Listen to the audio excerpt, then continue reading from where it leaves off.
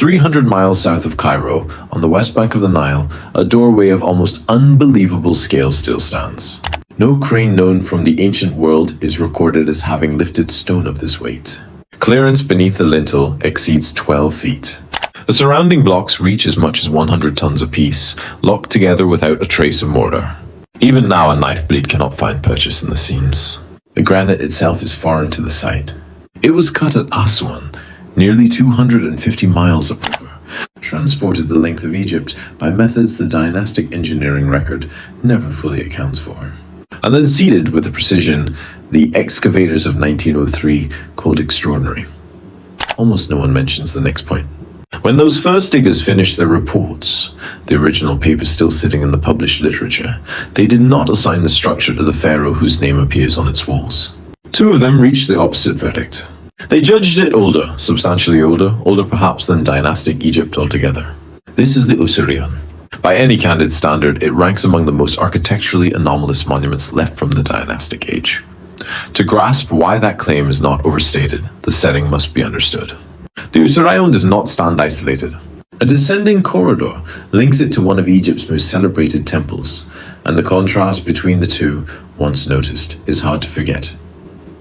The ground itself is Abydos. For more than 3 millennia, it ranked among the holiest places on the African continent, the heart of the cult of Osiris, god of death, resurrection, and the afterlife. To the ancient Egyptians, Osiris was no remote idea. He embodied the assurance that death need not be final, that a person could pass through it and return restored. Abydos was where that assurance felt nearest. Egyptians held that here the boundary between the living and Osiris's realm grew thinnest, the veil nearly worn through. Pilgrims came from every corner of the country to leave offerings and to have their names cut into the sacred soil so they too might be carried beyond. The sanctity of the ground long predated the great temples. Behind the cultivated strip out in the desert lies the cemetery known as el-Kaab, the mother of pots, so called because centuries of pilgrims left so many votive vessels that the sand still glitters with sherds. Beneath those surface layers rest the tombs of the First Dynasty kings, rulers from around 3000 BCE, at the very threshold of Egyptian civilization as conventionally understood. One of those tombs, the tomb of King Jir, was later identified by the Egyptians themselves as something greater than a royal burial. They came to regard it as the actual tomb of Osiris. From that identification, Abydos became one of the great pilgrimage centers of the ancient world, drawing the faithful for nearly 2,000 years. This is not ordinary desert. This is ground the Egyptians treated as the seam between two worlds, and they built accordingly. The most splendid of those buildings belongs to Seti I, who reigned roughly 1290–1279 BCE. His temple at Abydos is, without dispute, a masterpiece. New Kingdom architecture at its peak. Walls rise floor to ceiling with some of the finest religious reliefs surviving anywhere in Egypt. The carving remains so sharp that the musculature of figures and the individual feathers of divine wings are still crisp after more than 3 millennia. Inside this temple, scholars discovered the famous Abydos king list, a long sequence of cartouches naming the rulers who preceded Seti, a document still central to any reconstruction of Egyptian royal chronology. Construction, purpose, and attribution of the temple itself are beyond question. The evidence is consistent and overwhelming. Seti built it. No serious voice disagrees, yet behind that temple, joined by a corridor, lies something that behaves differently. It does not look the same. It does not feel the same. Most critically, it does not appear to have been raised by the same methods used for the temple in front of it. When Seti's temple was under construction, the Osireion was invisible. It lay buried beneath Nile floodplain sediment, its corridor dropping into a subterranean chamber that sits below the local water table. Modern discovery waited until the first years of the 20th century. Between 1902 and 1903, a team from the Egypt Exploration Fund, directed by the Swiss Egyptologist Edouard Naville, began excavation behind the temple. Working with them, recording every detail, under the supervision of Flinders Petrie, was the young scholar Margaret Murray. They expected one kind of find. What emerged from the ground was another. They uncovered a hall of megaliths. 10 colossal granite pillars stood in 2 rows, supporting architrave beams laid across their tops. The heaviest of those beams approaches 100 tons, not the columns themselves, but the horizontal stones spanning the gaps. Each is roughly the mass of a loaded railway locomotive, somehow raised and seated with joints so exact that both Naval and Murray, veterans of extensive fieldwork, singled out the craftsmanship as exceptional even by Egyptian standards. Those figures matter. Average blocks in the Great Pyramid of Giza range between 2 and 15 tons. The largest granite slabs in the King's Chamber, the extreme demonstration of Old Kingdom capacity, reach perhaps 50 to 80 tons. The Osireion architraves sit at or beyond that upper limit. They mark the outer edge of documented ancient Egyptian engineering across 3,000 years of history. And they were placed here in a waterlogged pit behind the temple, in a structured textbook still assigned to a New Kingdom king whose builders, everywhere else their work can be examined, operated on an entirely different scale and style.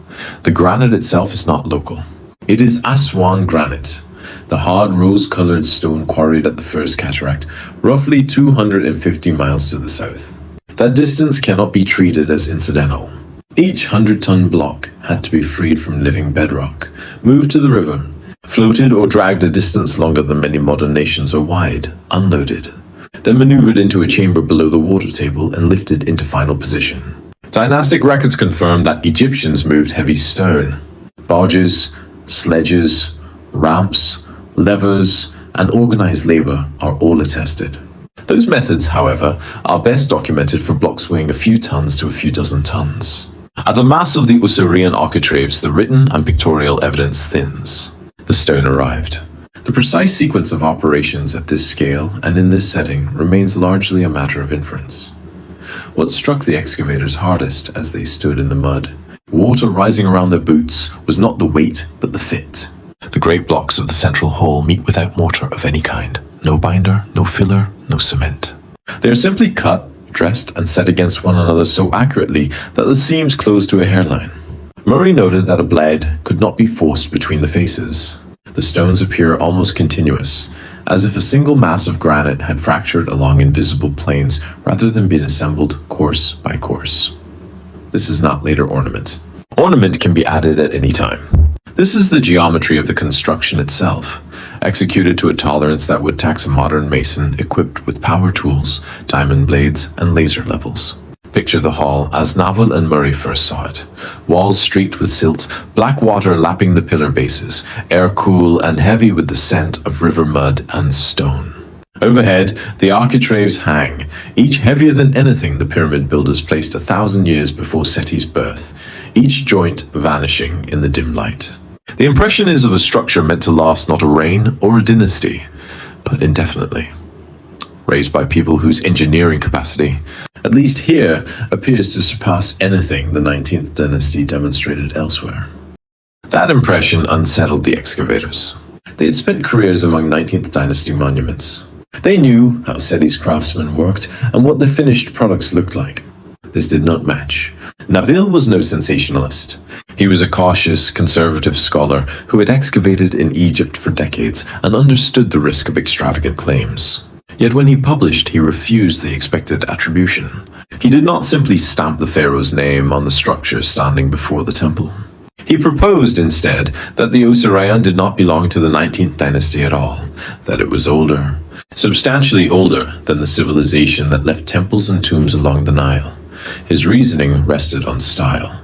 The New Kingdom, Seti's era, was defined by decoration, walls dense with hieroglyphs, painted reliefs covering every surface, an ornamental vocabulary so consistent that specialists can often date a wall by eye alone. Seti's own temple, only a short distance away, is a supreme example of that tradition. The Osireion is its opposite, austere, plain, its granite surfaces free of carving, where the construction itself is concerned, free of integrated reliefs or textual fields. It speaks through mass, geometry, and scale, rather than through image and inscription. To a scholar saturated in New Kingdom visual language, that austerity did not read as a deliberate choice by Seti's artisans. It read as an entirely different tradition. Inscriptions do exist inside the Osireion, passages from the Book of Gates, cartouches of Seti I, and of his successor, Merneptah. Those inscriptions alone are what bind the structure to the 19th dynasty in standard accounts. Naville examined their placement carefully. He concluded they were secondary. They had been cut into surfaces never prepared to receive them, added to a monument already complete and already old. That observation is decisive. In ordinary dynastic architecture, text and structure are conceived together. Stone is dressed smooth, a grid is laid out, figures and hieroglyphs are cut into surfaces prepared from the start to hold them. The inscription is not an afterthought. It is the purpose of the wall. Architecture and writing form a single act. Naville found the reverse. Cartouches and funerary texts forced onto blocks whose faces had never been leveled for writing, fitted awkwardly into whatever flat space happened to exist. The carving sits on the building rather than growing from it. To his eye, the only coherent explanation was that later, Hans had approached an existing structure, one they had not built and may not have fully understood, and added their own names and texts the way a visitor might. Scratch an inscription onto an older monument. The parallel, however uncomfortable, is graffiti. Careful, royal, reverent graffiti applied to a canvas that predates the artist. Naville was no marginal voice. He was the excavator on site, hands on the joints, measuring the granite against decades of comparative knowledge. He was not alone. Margaret Murray, who documented the structure under Petrie's direction, had reached the same conclusion 2 years earlier in a 1904 publication. She catalogued the anomalies, compared the techniques against no New Kingdom practice, typical block sizes, use of mortar, surface preparation, and found the construction mismatched. The engineering signature belonged elsewhere. She did not believe Seti. I built the Osireion. Murray's later career undercuts any attempt to dismiss her as an eccentric amateur. She lived to 100, remained active in Egyptology and related fields into her 90s, and published and lectured for decades. She was a trained observer who examined the Osireion at the moment of discovery and committed a professional judgment to print. The structure was older than the king whose name it bears. In the years immediately after excavation, therefore, the two people who knew the monument most intimately, the director of the dig and the scholar who recorded it, independently reached the same view. The Osireion did not fit the 19th dynasty. It was older. Its original builders left no name of their own, only a structure so massive and so austere that a later king recognized its power and claimed it by cutting his cartouches into surfaces never intended for them. Within a single decade, that conclusion was set aside. The change arrived in the 1920s through further excavation by Henri Frankfurt between 1925 and 1930. In 1933, he published the volume that would shape orthodoxy for the next century. Its title already announcing the verdict, The Cenotaph of Seti I at Abydos. Frankfurt's argument is elegant and remains the one found in nearly every subsequent account. Seti I did build a structure, but deliberately in an archaic style. The austerity, the plain megalithic blocks, the absence of ornament, the air of greater age, all were intentional. A theological gesture meant to evoke the primordial waters of creation and the tomb of Osiris. The king's real burial lay in the Valley of the Kings far to the north. The Osireion was therefore a cenotaph, an empty symbolic tomb dedicated to the idea of death and resurrection, rather than a container for a body. The interpretation has the virtue of resolving every anomaly at once. The building fails to look New Kingdom because the king wished it to look ancient. It is plain while its surroundings are ornate because plainness served the symbolism. It sits flooded below the water table because the water represented the Nun, the primordial ocean from which life arose and to which the dead returned. Each peculiar feature is folded back into deliberate design. The structure becomes safe, explicable, and securely placed inside dynastic chronology. The consensus adopted the reading and has maintained it ever since. Notice, however, what actually occurred. The chronology proposed by the excavators who stood in the chamber and handled the stone was never disproven. No new evidence contradicted Naville or Murray. No inscription integrated into the original fabric came to light. No construction technique emerged that tied the mortarless megalithic joinery to documented 19th dynasty practice. What happened was that a more convenient interpretation was offered, one that raised no awkward questions, and the field moved toward it. The earlier reading was not refuted. It was set aside. For 100 years, the extreme block weights, the blade-tight joints, the total absence of mortar, and an engineering signature found nowhere else in the New Kingdom remained in the published record. waiting for renewed scrutiny of the first observer's own words. When that scrutiny arrived, it came from an unexpected quarter. In 1992, a Boston University geologist examined not the Osireion, but the Sphinx enclosure at Giza, 300 miles north. He studied the deep vertical channels cut into the surrounding walls and argued they were produced by prolonged sheet runoff from heavy rainfall rather than by wind-blown sand. Giza has not experienced that intensity of sustained precipitation for roughly 5,000 years. If the erosion is genuine and rainfall-driven, the enclosure must be older than the dynastic Egyptians who are credited with carving it. The claim was contested immediately, yet the geologist extended the same reasoning to the Valley Temple of Khafra and then to the Osireion, proposing that all three belong to a single megalithic tradition, a style later dynastic builders inherited but never fully reproduced at the same scale. The argument was carefully limited. It did not deny the engineering prowess of the dynastic Egyptians. The pyramids themselves refute any such denial. It claimed only that a small group of specific structures, these oversized, mortarless, austere works, carry the fingerprint of a different, possibly earlier tradition that subsequent builders adopted without fully mastering. Other researchers carried the observation further, linking it to astronomical alignments or embedding it in broader narratives of a lost chapter of human history. Mainstream response has remained largely dismissive. The difficulty is that the dismissal has rarely engaged the concrete anomalies. It answers the larger framework while leaving the stones themselves unaddressed. The blocks remain oversized. The joints remain too tight for a blade. The style remains absent from the rest of the New Kingdom. The inscription still appears secondary.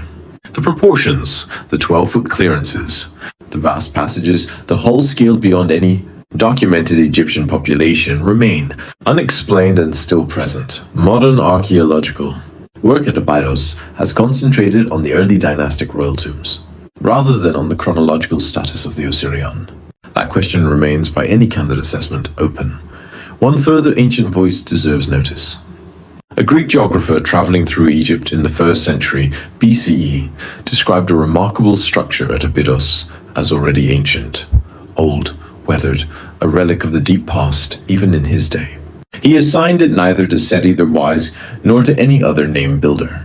To him it was simply old, older than local memory, the kind of building that existed before the stories told about it. Nearly 2,000 years ago, the Osireion already wore the aspect of extreme antiquity. The water continues to rise. Since the completion of the Aswan High Dam in 1970, the water table along this stretch of the Nile has climbed, and flooding inside the subterranean chamber has deepened. The megalithic pillars now stand in water for much of the year. The precisely fitted surfaces the early excavators photographed and described are increasingly submerged, salted, and stained. Modern techniques, accurate mass measurement, photogrammetry, structural modeling, have not, according to those who have applied them, made the straightforward attribution to Seti I any easier. If anything, they have made it harder. Each year, the water claims a little more of the physical evidence, dissolving answers before the questions have been fully posed. What the record actually contains is therefore this: a structure the first excavators believed predated dynastic Egypt. An official attribution resting solely on inscriptions that appear added after the walls already stood. An engineering signature that aligns with the Giza monument dated more than 12 centuries earlier, and with nothing from the period to which the Osireion is assigned. A deliberate refusal of ornament inside a culture that otherwise covered every surface. And doorways, passages, and overall proportions scaled for a presence larger than the king who supposedly built the place as his own cenotaph. The most coherent reading is not that a 19th dynasty pharaoh constructed this hall.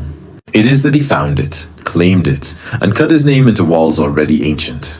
The Osireion was not built by Seti I, it was adopted by him. The question the rising water is steadily erasing remains. Who built it? When and why the clearances were made tall enough for proportions that match no human population on record? Evidence ends there. The mystery begins. Look again at those doorways, at the 12-foot clearance, at a hall scaled beyond the people who later worshipped inside it.